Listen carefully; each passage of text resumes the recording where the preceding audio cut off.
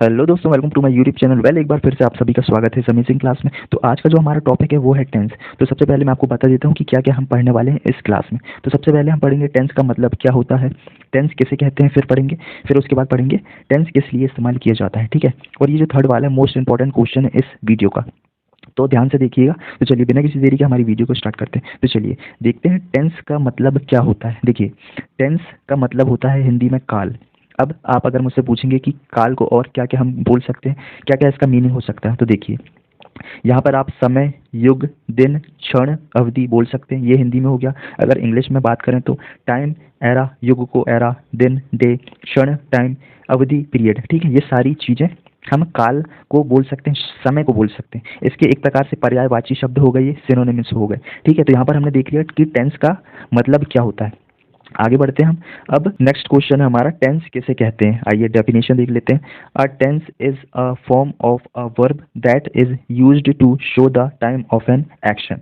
मतलब कि हुआ, अब ये तो हो गई किताबी बात है, अब मैं आपको आसान भाषा में बताता हूँ। देखिए, टेंस जो है एक प्रकार से वर्ब का फॉर्म होता है, रूप होता है। अब ये वर्ब का मतलब क्या हुआ मैं आपको बताता हूँ। वर्ब को हिंदी में क्रिया कहते हैं, और क्रिया मतलब काम, एक्शन, ठीक है। तो टेंस को एक प्रकार से वर्ब के रूप में इस्तेमाल करते हैं। अब क्यों करते हैं? क्योंकि कोई भी कार्य हो रहा हो, है ना, उस कार्य के समय को जानने के लिए, इसलिए हम टेंस का यूज़ करते हैं, ठीक है। तो ये तो हमने डेफिनेशन जान ली। अब हमारा नेक्स्ट क्वेश्चन है, टेंस किस लिए इस्तेमाल किया जाता है। जैसा कि हमने पढ़ा, टेंस को हिंदी में कहा जाता है काल, मतलब कि समय।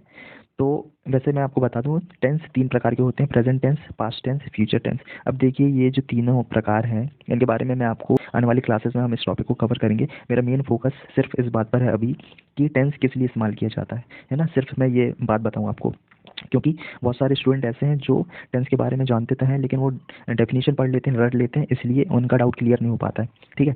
तो यहाँ पर मैं आपका ये जो डाउट है वो क्लियर करने आया हूँ, ठीक है।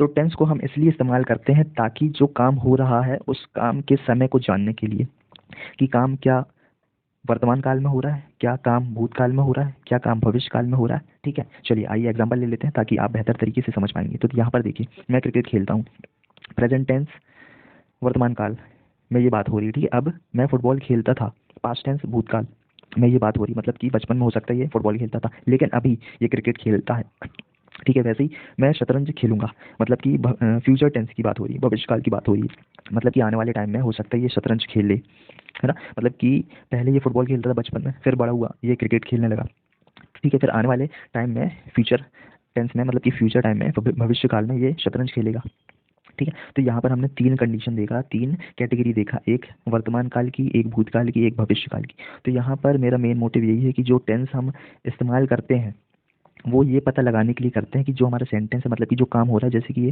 क्रिकेट खेलता है ना, ये किस काल में ये काम हो रहा है ना। तो हमने देखा, एक बात हुई प्रेजेंट काल में, दूसरी बात हुई फ्यूचर काल में, है ना, तीसरी बात हुई पास्ट काल में।